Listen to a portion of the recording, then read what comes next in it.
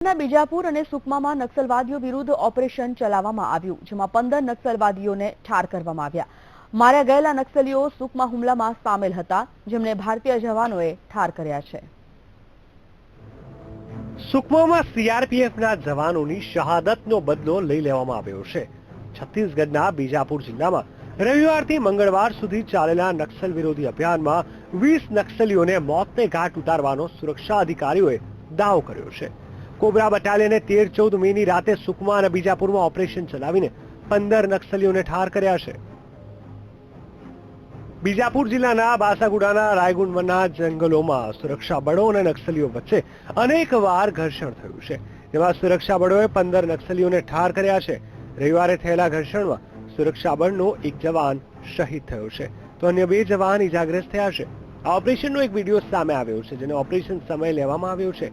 જે operation સીઆરપીએફે cobra battalion વિરુદ્ધ શરૂ કર્યું હતું. વિડીયોમાં કોબરાના જવાન જંગલોમાં પોઝિશન લઈને ફાયરિંગ કરતા આગળ વધતા જોવા મળે છે. ફાયરિંગની અવાજ પણ આ વિડીયોમાં સાંભળવા મળે છે. સીઆરપીએફે નક્સલીઓને ઠાર કર્યા છે. આ ઓપરેશન સીઆરપીએફ, ડીઆરજી, જિલ્લા પોલીસ બળ અને કોબરા બટાલિયનના જવાનોએ પાર પાડ્યું છે. 3 દિવસથી આ વિસ્તારમાં અભિયાન ચલાવવામાં આવી રહ્યું હતું. સુરક્ષા બળોને ગુપ્ત જાણકારી મળી કે રાયગુંડના જંગલોમાં 100 થી 150ની સંખ્યામાં નક્સલીઓ સક્રિય છે.